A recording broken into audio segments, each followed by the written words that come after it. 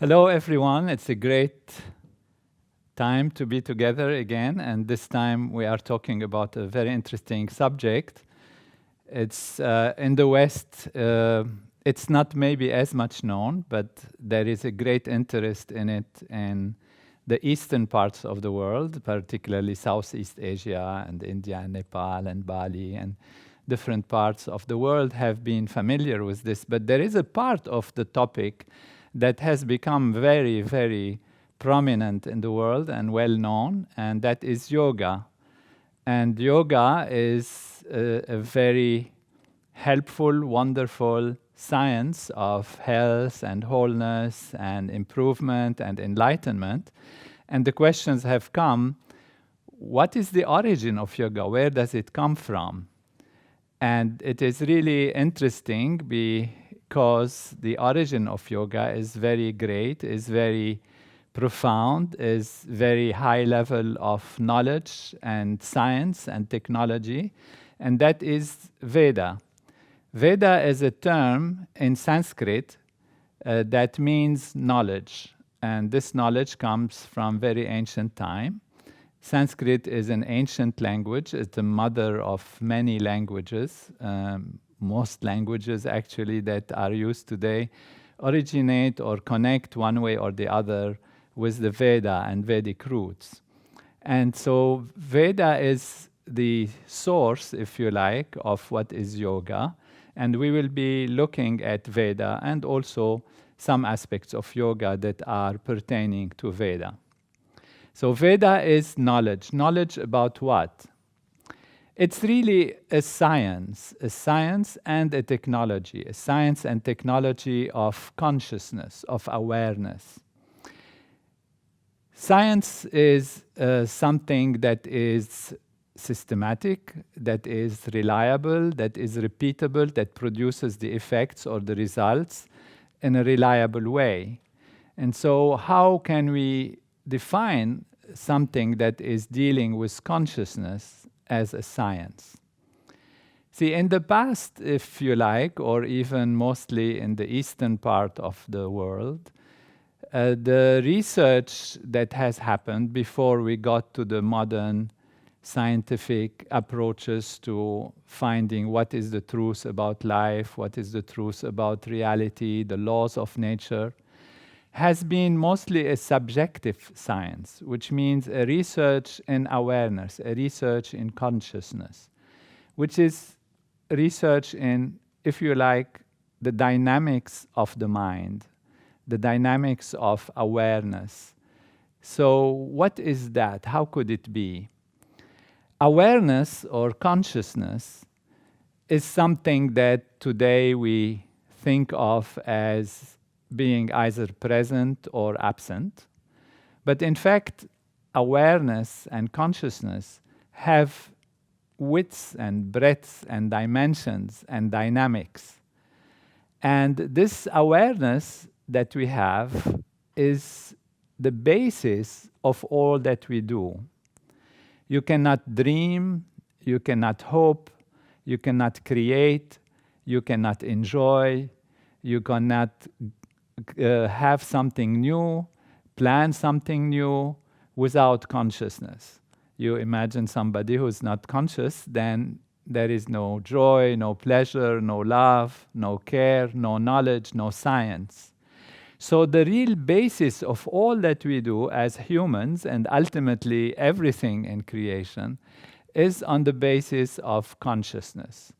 So the ancient times, and particularly the continent of India and Southeast Asia and that part, the people who were the scientists of the time, if you like, they delved deep into their awareness, into their consciousness, and they studied what consciousness is. So their research was an internal research.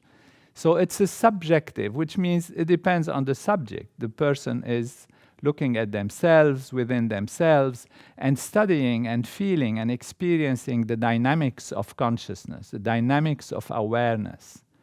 Why is this so important? It's important because as we said, without consciousness, you cannot do anything or enjoy anything or experience anything.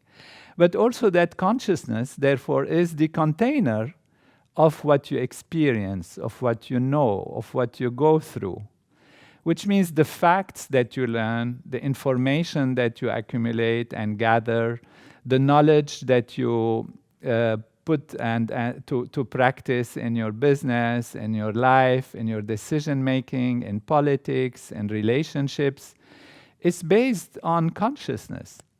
And consciousness is not just either there or not.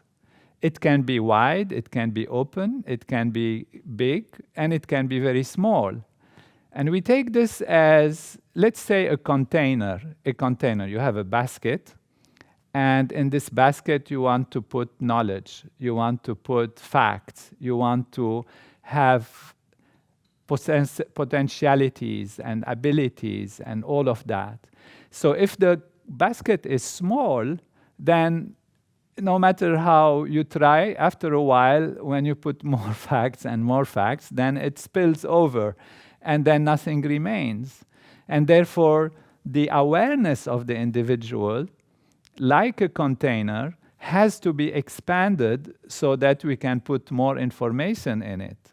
And therefore, the container of knowledge, the awareness, the consciousness of the individual can be expanded and expanded and expanded.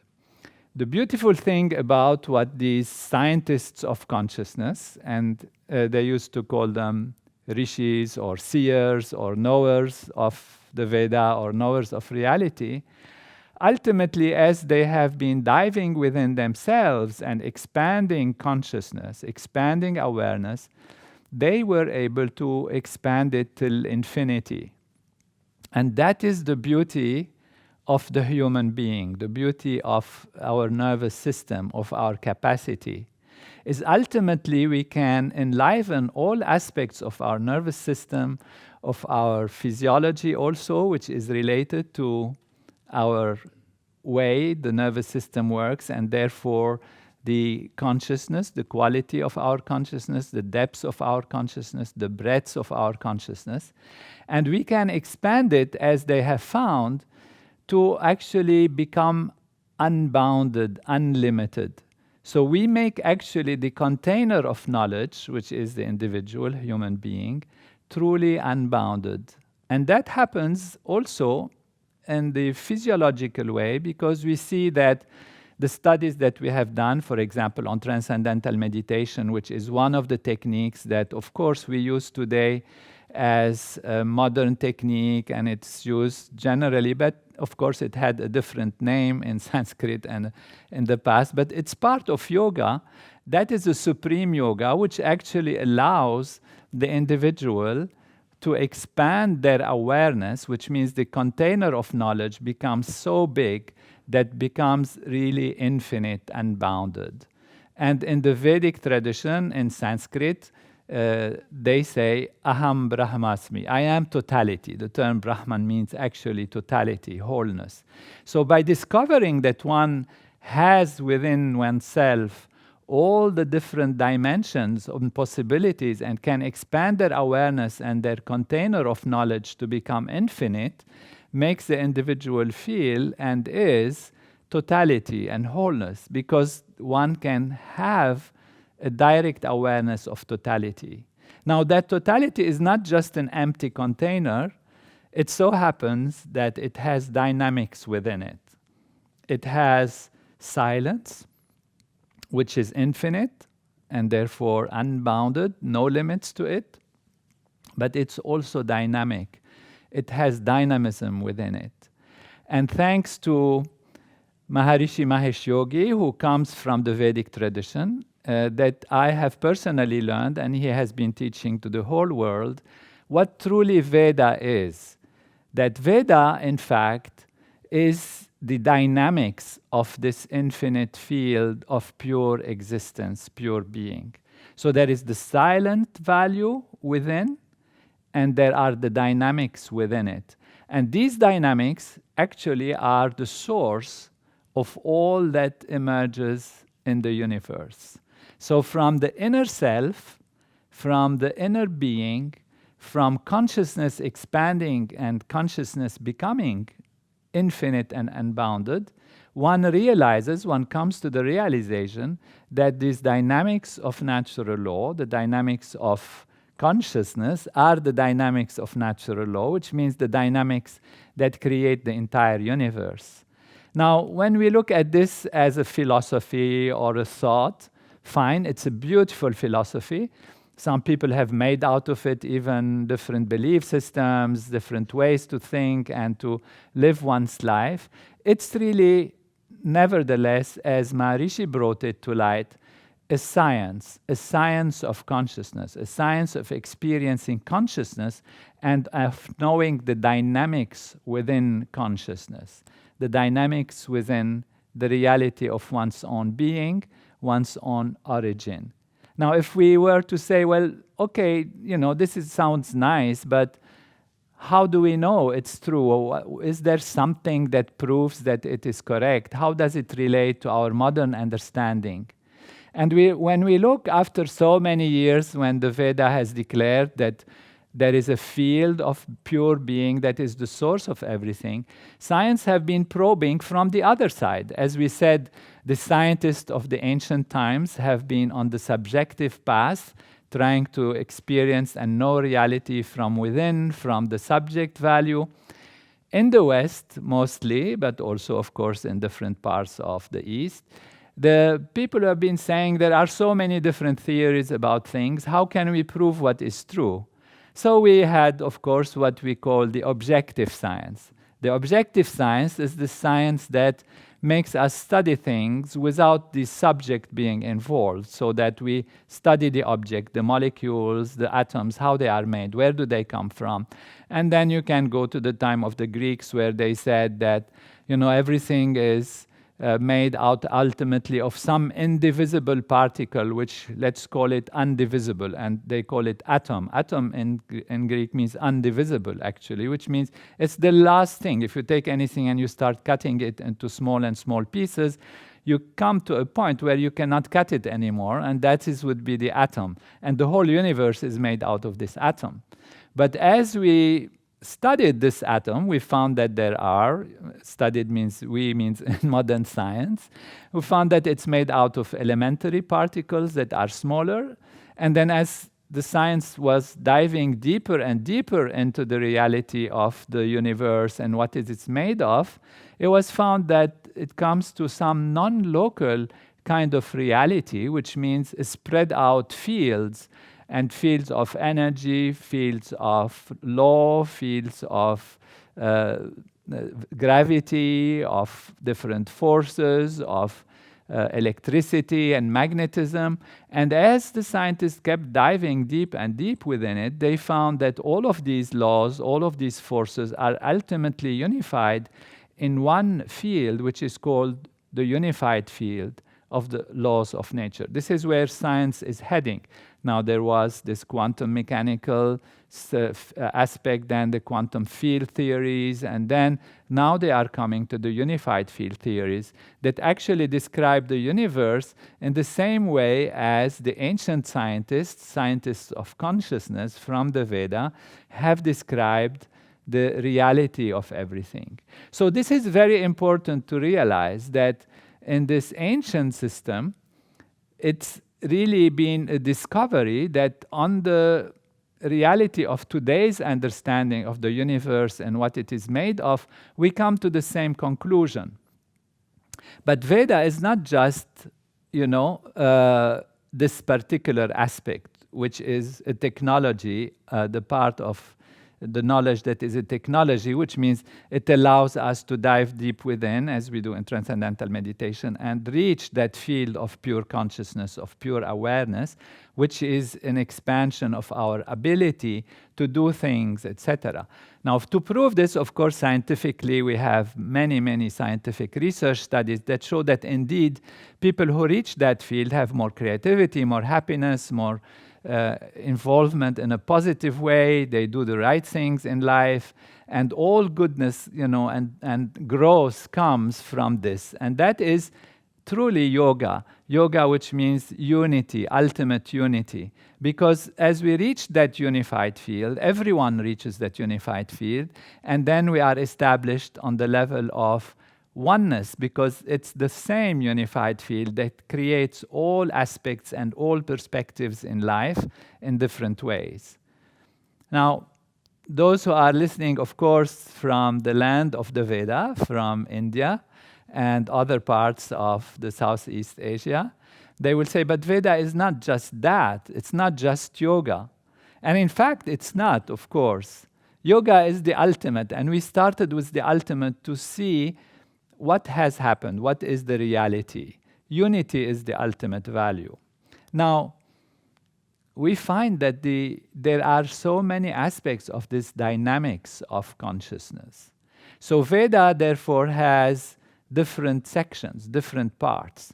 Because it produces all of these aspects of the universe, like we have said in science, there is the gravity, there is electromagnetism, there is different dimensions of weak forces, strong forces, and all of that. Even though they all come from one unified field, in the Veda it is the same thing. There is the root from which all comes. And Veda is the root. Veda is that knowledge of consciousness, that experience of consciousness. However, in the Vedic research, they didn't call it gravity and electromagnetism, and they didn't look at these specific surface values, but they looked at the dynamics of how the unbounded, absolute, pure being, pure consciousness becomes many and grows into many. So it's the one value that becomes many, and that is expressed in the Veda, ekoham bhayosyam, which means in Sanskrit, I am one, may I be many. So that is really the unified field becoming many.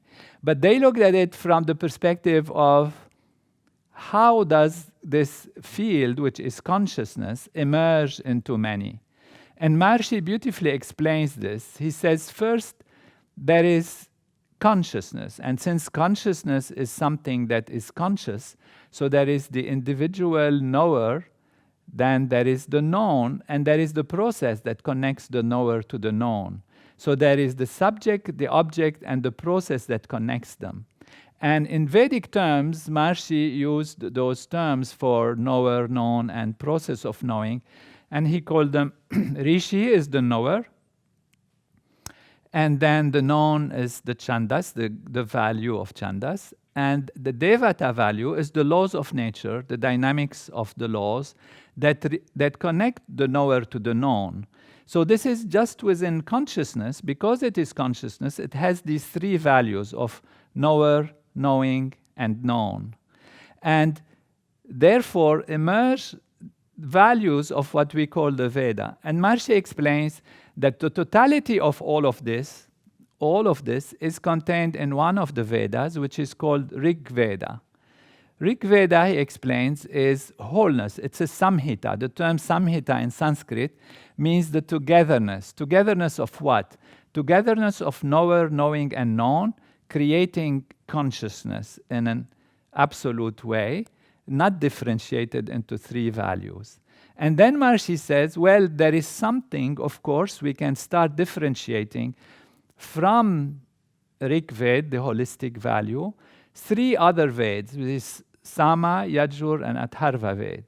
And these three values of the Veda are related. One is to the knower, that's Sama Veda, one to the process of knowing, Yajur Veda, and one to the actual object of knowing, which is Atharva Veda.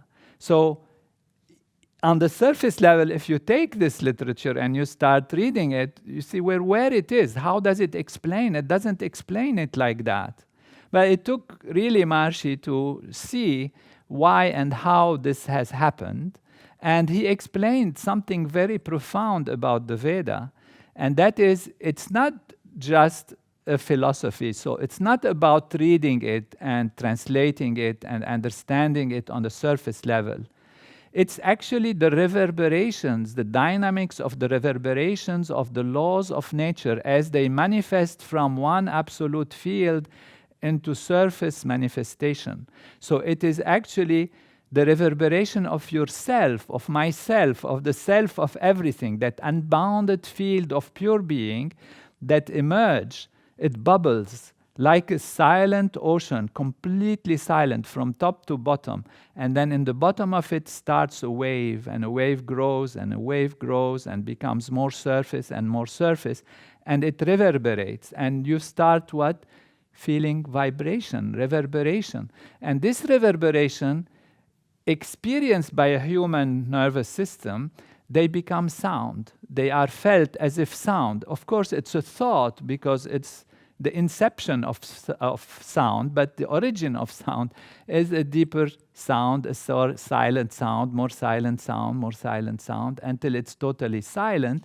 And then if you go in the other direction, from total silence, a barely fine thought, and then a barely expressed thought, and then a thought, and then a sound as you express it on the outside. So the Veda is sound that is being expressed, but it is sound and silence. So it's the dynamics of how much sound, how much silence, and how they relate to each other. And that is really the true value of the origins of Veda, these four Vedas that we just mentioned, Rig Veda as a holistic, Sama Veda, Yajur Veda, Atharva Veda. It is their sound value that is important. And Maharishi says that their sound, if they really express wholeness and totality, must be structured in a very orderly way. And it was possible through his vision and his analysis to see that these sounds are organized in a beautiful mathematical way, in a very, very profound structure based on these values of Rishi Devata Chandas and how they emerge into multiplicity and multiply themselves. And he has shown how the nature of things influences that, their own nature, which is what he called his Apaurushaya Bhasha, his uncreated commentary on the Veda, that shows how nature is structured. And there are scientists that have looked at that from even the field of the Lagrangian of the unified field, how the unified field in modern science expresses itself in mathematics and all of that.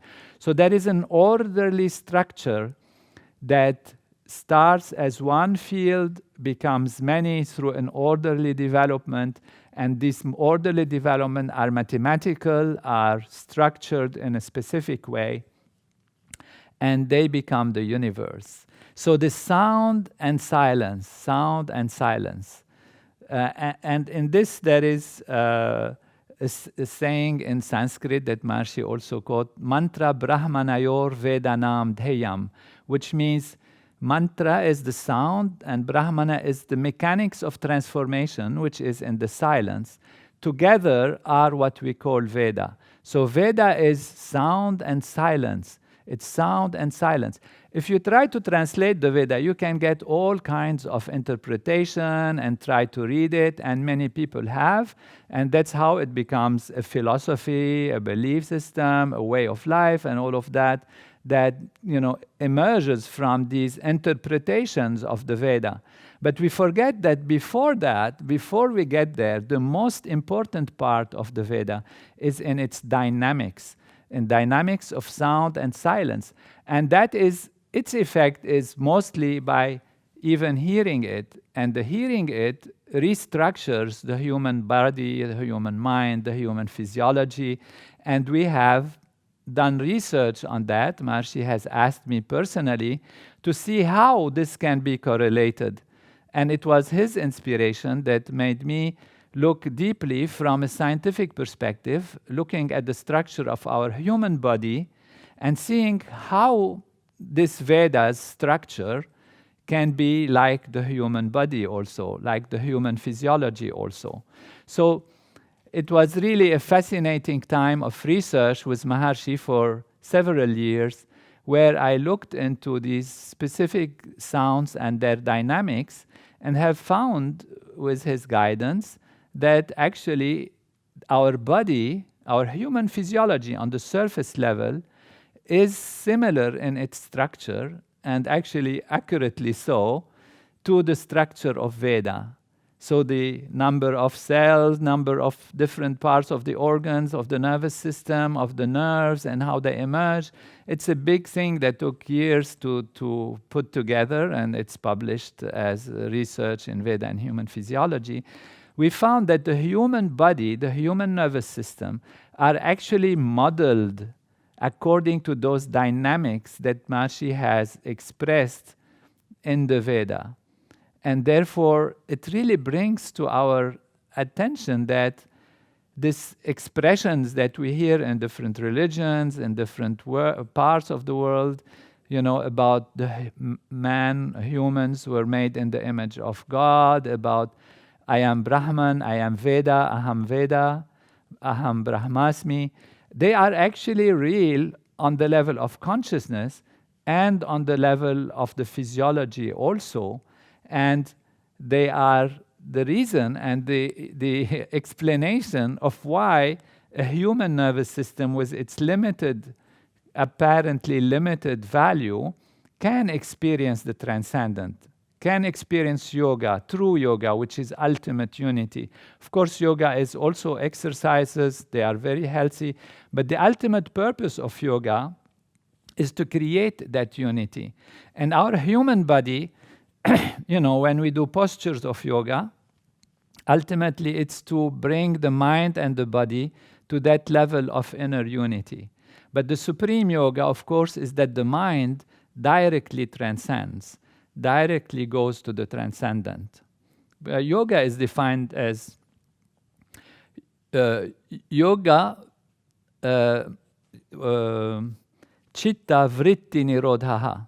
Yoga, chitta vritti nirodha, which means yoga is the settling of the excitations of the mind. It's the settling of the reverberations and the excitations of the mind, which is the mind coming together. And as we have seen in Transcendental Meditation research, the whole nervous system starts working in a coherent way, and the mind settles down into that field of infinite silence, pure silence, and that is where we reach the states of yoga. And how is this possible? It's because our nervous system is made out of Veda. It's made out of the dynamics of natural law as they express themselves in the different vibrations and excitations that become ultimately the outer universe. So this is a science of consciousness, a knowledge of how consciousness is and how consciousness manifests. And it's a science and technology, because we have these techniques that allows us actually to use Veda so that we are fully integrated within ourselves. And then, of course, we can benefit from the fruits of all action and the fruits of all possibilities, the fruits of all of that. You see, we can say, what do we want in a tree or in life? We want results. We want achievement. We want the fruits. And the fruits are there outside in a tree, in a beautiful fruit tree. But if we forget the roots of the tree, then we cannot enjoy properly the fruits. If we don't water the root, we don't get the fruits. So by going to the self, by using this technology of consciousness, by aligning ourselves with those reverberations and dynamics of natural law, we make the fruits more healthy, more full, more in numbers, and we can contain them, we can play with them, we can make them happen. So there is no contradiction between inner value and outer value. In fact, the development of the inner, like watering the root, is the basis for the outer success, for the outer enrichment, for the outer enjoyment. And that is really something very important that Maharishi has brought to light, is that we should not feel that it is necessary to go out of life in order to develop ourselves and reach liberation, reach moksha. Because, of course, we know that in this culture and knowledge of Veda, one thing is very important is what is the purpose after all of growing and developing and all of that, and what is the purpose ultimately of yoga, the purpose of Veda and all of that. And in the ancient traditions, in the Vedic tradition, in this tradition, they have a term which is called moksha. Moksha means liberation. And what is liberation? Liberation is to be free from the boundaries of perception, the boundaries of life that stop us in wanting, oh, I want this fruit, I want that apple, I want that thing. And the whole life becomes about the small achievements here and a little bigger achievement there and a little better achievement here and like that. But we want more and we want more and we want more, and we're attached to more and we're attached to more. And that attachment is not being free, it's being contained and constrained by the outer values. And our awareness, when we see something, we hear something, it's captured by these things. And we become like a football of situations and circumstances where if things happen on the outside, then we are disturbed. If not, it's not good. If things happen that it's nice, we feel happier, etc. And it's all being changed and channeled and kicked around like a football, and our reality is not really lived. And liberation means liberation from this. But this cannot happen on a mood-making level. Just I say, oh, I'm liberated on an intellectual level and think about it. It's not enough. What is enough to have true liberation, true moksha, is to truly experience the self. Experience the self of being unbounded, of being infinite, of being beyond this. And it's such an attractive, wonderful state of being that the mind wants to go through it. And in Transcendental Meditation, we use this quality of the mind wanting to go for more and more and reach that state of infinite liberation, transcend, go beyond the limits of life. Now, it has been misinterpreted that if you transcend and you have to go beyond, you should go hide in the cave and not talk to anybody and all of that. But that's not what Maharishi has brought. To the contrary, he said it is by establishing that infinity within us that we can be most productive, most happy, most rich, most enjoying and creative and helpful to our society. And that is said also in the Veda, yoga sta kuru karmani, in the Bhagavad Gita, established in being, perform action. Established in the self, perform action. So the action is most fulfilling, most enriching for one's individual and life as a whole. So that is really the essence and clarity and purpose and wholeness of Veda. Now, we talked about 4 Vedas, but Veda has many, many branches. And another time we will talk about them. But Maharishi has organized them as 40 different aspects.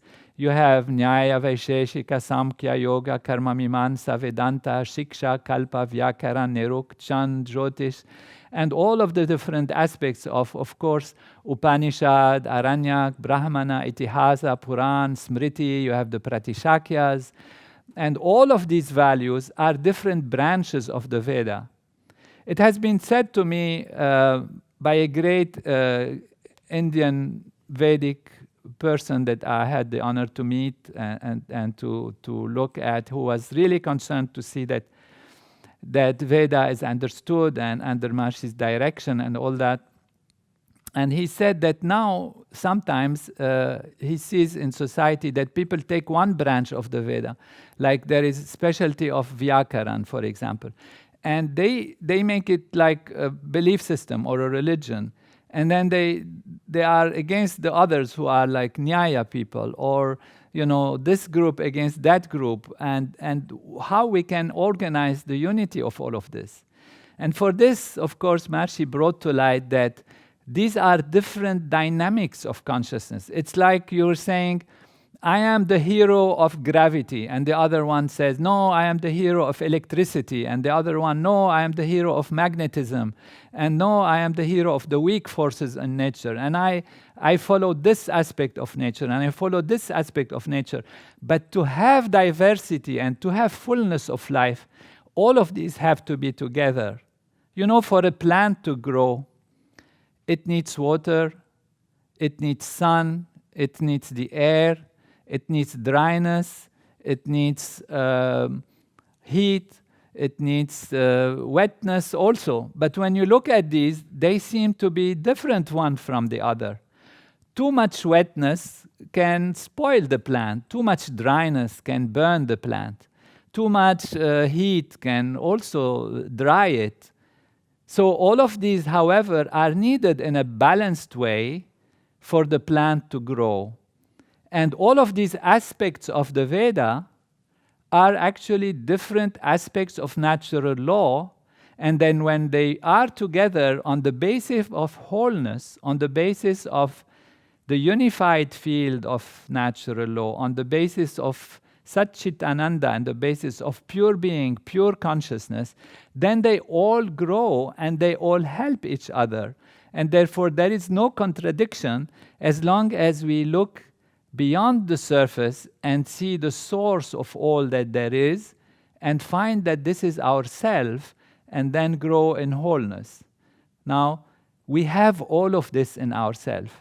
We have Nyaya, Vaisheshika, Sankhya, Yoga, and the research that I have had the honor and joy and fulfillment to do with Maharishi under his guidance has shown that all of these in their structure and their function, they are present within our human physiology.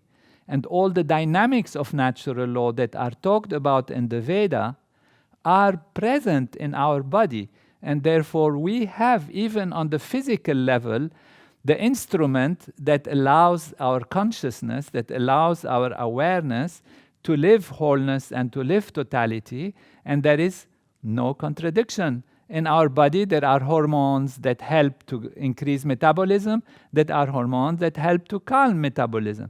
There are things that increase blood pressure, there are things that decrease blood pressure, and they work together. And it's by working together that they allow us to be dynamic and active and creative in the outside world. And the Veda as a whole is all of that. There is no contradiction within it. Ultimately, it's one unified field, one aspect of wholeness, of totality that expresses itself into multiplicity. And if we are established in that, then we can achieve maximum, live maximum, and actually have 200% of life, 100% inner, and 100% outer. And therefore, Veda is knowledge. Veda is a science and technology of consciousness. People can make out of it a poetry, they can make out of it a philosophy, they even can make out of it a belief system. It is all right if they like it, but it's actually a science. And it doesn't matter who discovered that science. Science is true about natural law.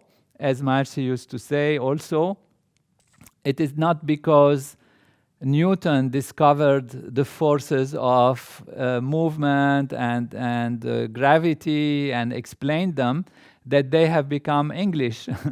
And in the same way, we see Veda as universal because it is about natural law, about total natural law, and about developing the full potential of the individual. And with great respect and adoration for those who have discovered it, we of course say that it's not necessarily at all belonging to one specific belief system or one specific way of life or one specific idea, but it's a holistic value.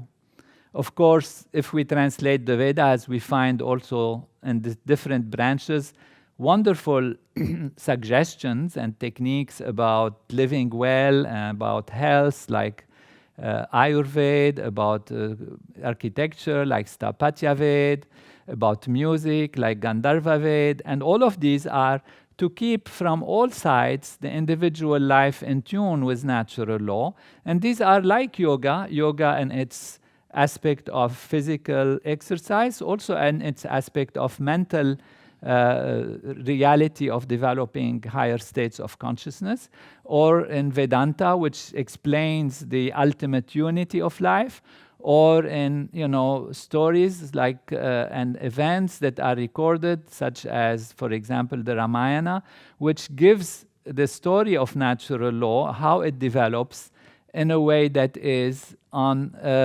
events level, on a story level. And even this Ramayana has been found, again, I have been very honored to do this research with Maharshi's guidance, has been found to correspond to the physiological functioning. So all the aspects and characters of the Ramayana, they are a description of natural law, of the laws of nature and how they manifest, but in a story form, in a telling form, and that is available in our own human physiology. So it's a joy to have been with you. It took a little longer today, but the Veda can take years to explain. And if we have time, we can take some questions. We have wonderful questions, I am told, from great people all over the world, and particularly also from India. So even I see we are honored that the Ministry of, from the Ministry of Human Resources, there has been a question. How can we use Veda to connect with the supreme aspects of life, with the supreme value? And really, it's a joy for me to have already kind of touched on this point, because the supreme value of life is ultimately the infinity, the infinite pure being, the self. And the Veda, from its technology, which means practice like Transcendental Meditation, and even from its sound value, its reverberation, listening to the Vedic sounds, listening to the Vedic chanting, helps to put the nervous system back into orderly way, and that will allow the individual, through their nature, to experience the supreme values of life, to live those values, because it reorders the nervous system. It's a process of entrainment, if you like, or harmonious interaction. You know, if you plug a string of a sitar or a guitar, and it's at a certain wavelength, if there is another string that has the same wavelengths, it starts vibrating with it. And this process is because there is coherence and harmony between the two. So when you listen to the Vedic sounds, to the Vedic aspects of chanting and like that, you actually are enlivening within your physiology, within your nervous system, those values that are corresponding, and put them back in order. If something was a little disorderly, it helps to put it back in proper order. What this does is the nervous system opens its channels and then can transcend better through transcendental meditation or the techniques of yoga or different techniques that are Vedic, and then be able to experience within oneself the wholeness and totality. It's not something we have to connect with outside. It's something that's already within, and we can achieve it within ourselves. Even, and of course, in Veda it is said Vedoham, Aham Brahmasmi, and all of that is explained, but even other traditions of knowledge, you know, it says, as we said, the kingdom of heaven is within you. Man was created in the image of God. You know, in the different traditions, for example, in Islam, it says you consider yourself to be an atom in which the whole universe has been folded. That is Imam Ali. But in the Quran also it says, I am closer to you than your jugular vein. And therefore, the divine values, the highest values, are telling us that it's all within, it's all close, it's all here. It's not outside values. And by going deepest into ourselves, then we can experience that fullness and that wholeness and be connected with it. Thank you for the question. It's wonderful. How can we adopt pattern of knowledge along with modern education? That's very important, because education tries today to concentrate on information and facts and learning things. And you have to learn this, and you go to the exam, and if you know them by heart, you put them there. But what about the knower? So we have said that there is the knower, the process of knowing, and the known. The known is one aspect of knowledge. But if the knower is not developed, if the container of knowledge is not developed, then the whole thing is lost. It becomes surface value, and we become again football of situations and circumstances, and we become limited in our ability to make decisions and like that. So 200% of life is necessary. Inward, so you water the roots and you enjoy the fruit, and the outward also. Inner fulfillment is very important, and it's the basis of outer growth and outer fulfillment. So one doesn't contradict the other. But if you leave yourself to the outer alone, then you don't achieve liberation, you don't achieve true happiness, you don't achieve true fulfillment, which is the inner value, to be absolutely full and powerful and infinite and experience its true dignity of life. And it's our birthright to live that dignity and to have it. This is what we are here for. And so if we become only slaves of situations, slaves of circumstances, or of the outside pulling us here and there, pushing us here and there, the life is lost, and the satisfaction will never be full. The satisfaction will never be complete. So be maximum inside, and then be maximum outside. And this is how we can give more also. It's not just an individual selfish thing. To the contrary, we can only give what we have. And if we have unhappiness or fear and anxiety, that's what we give. That's we end up radiating. And if we have happiness and strength and infinity, that is what we can give. And that's what Veda, yoga, the whole program that is coming from this wonderful wisdom and knowledge gives. It gives infinity so that we can give infinity. Purnamada, Purnamidam, Purnat, Purnamudachyate, Purnasya, Purnamadaya, Purnavivavashishyate. That is how it works. This is infinite and that is infinite. And if you take infinite from infinite, infinite remains, fullness remains. Because that is a field of fullness playing within itself. And when we are that and we know that, we can give that. And we have had research which is amazing also and beautiful and almost unexpected. When people practice these advanced techniques and transcendental meditation together, we can see a transformation in society.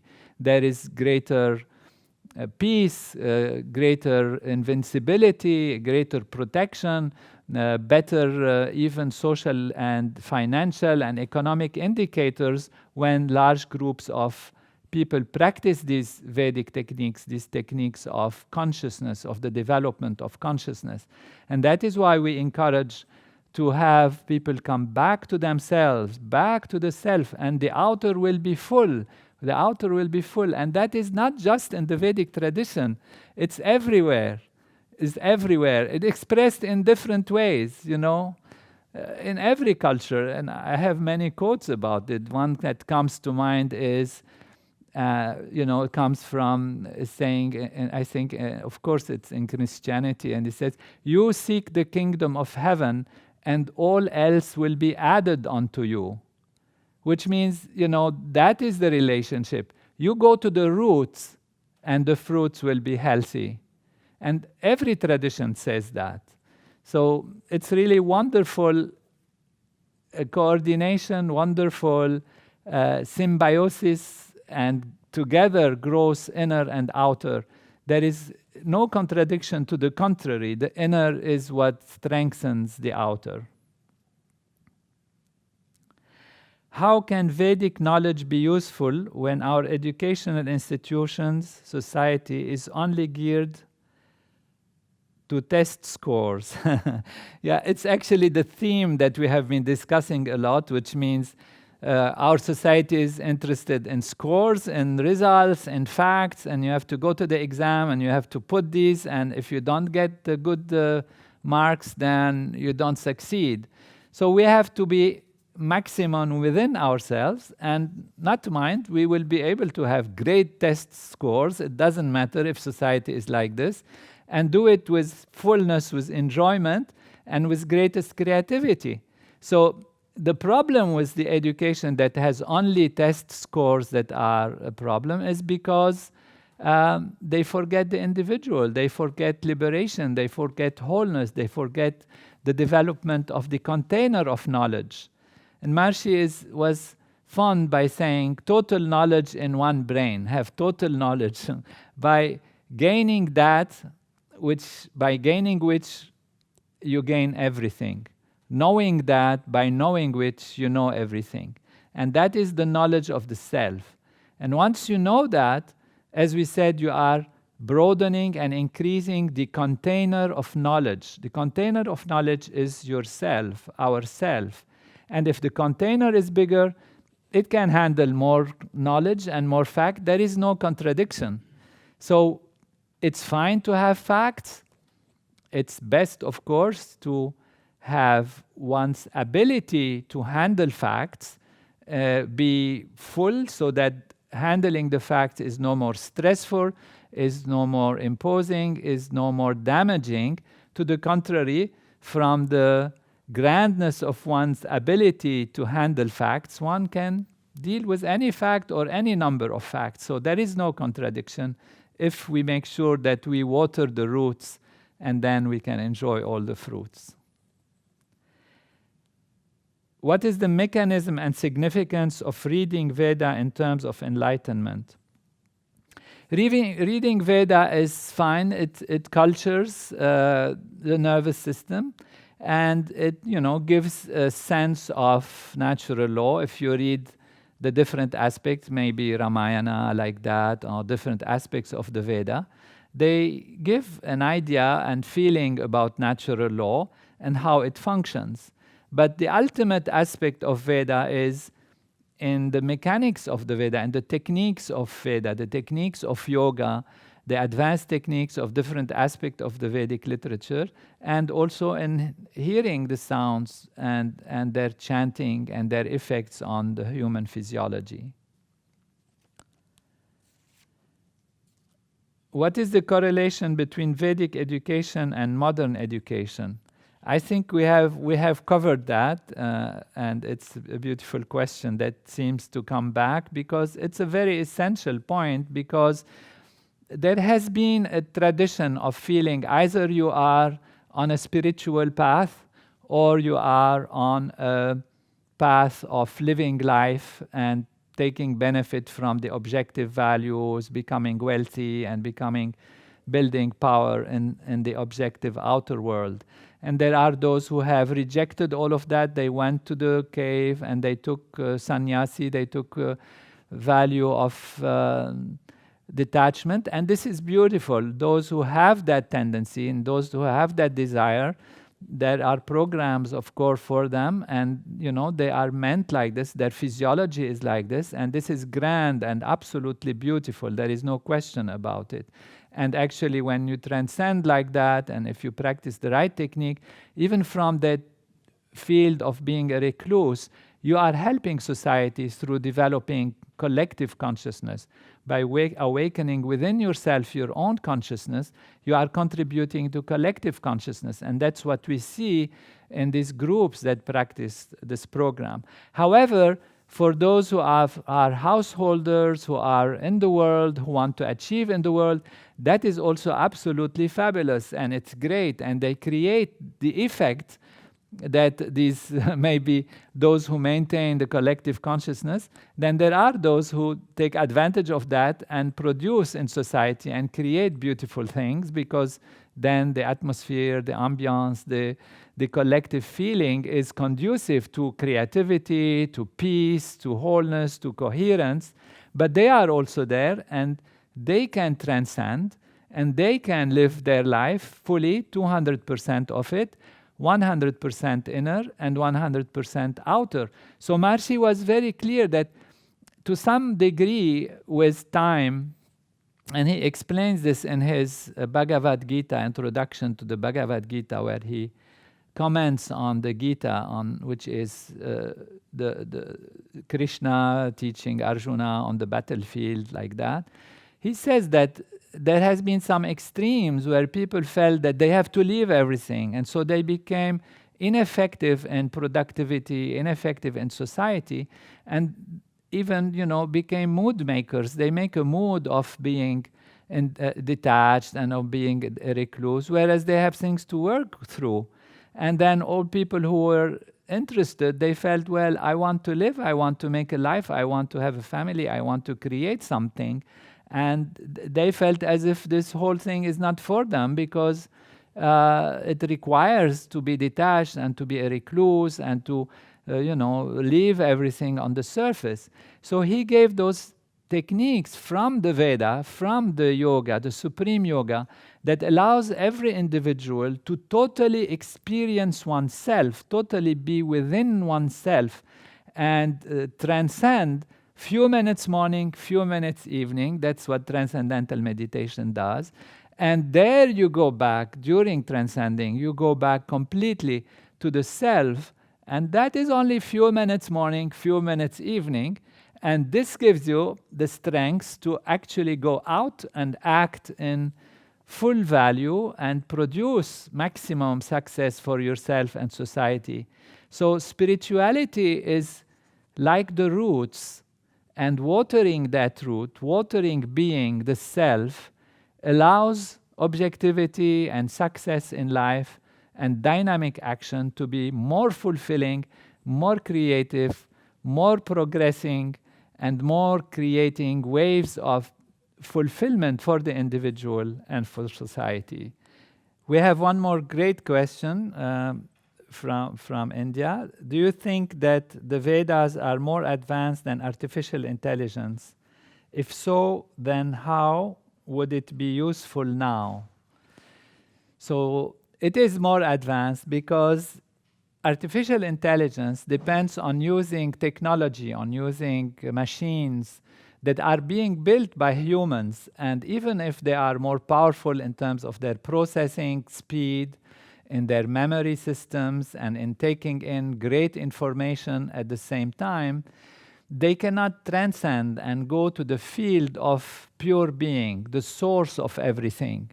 The Veda is actually the dynamics of natural law that comes from that infinite source of intelligence and creativity that creates the entire universe.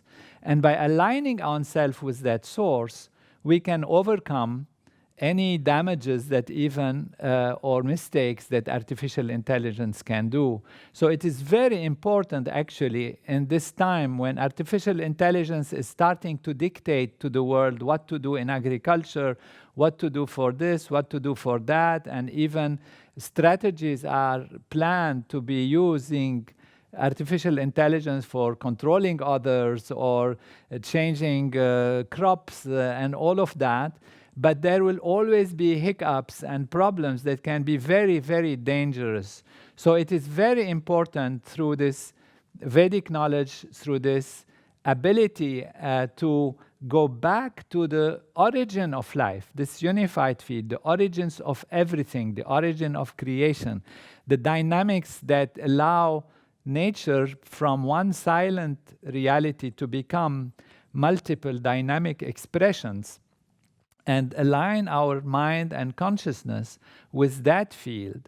And that is where collective consciousness rising through these technologies, through these Vedic technologies of consciousness, then we have a situation where we can be stronger, more powerful, more foresightful, more planning, more ability to see and make decisions that are in tune with natural law and allow life to grow in fullness and wholeness without damages and without risks of actually annihilation. So artificial intelligence is really great in many ways if it becomes dominant over human intelligence, which is collective consciousness rising to pure being, which is natural intelligence.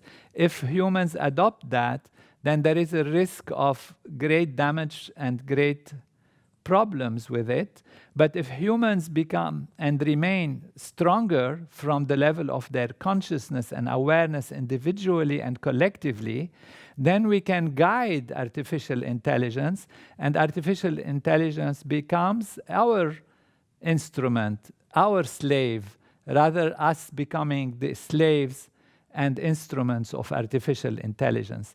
And this is really a very important and profound question, which really requires to be addressed and is being addressed through nature itself, awakening in the individual consciousness and in the consciousness of collectivity, the importance of rising in higher states of consciousness, the importance of collective practice of the Vedic technologies of consciousness for invincibility, happiness, prosperity, growth, and coherence for societies, nations, and for the whole world.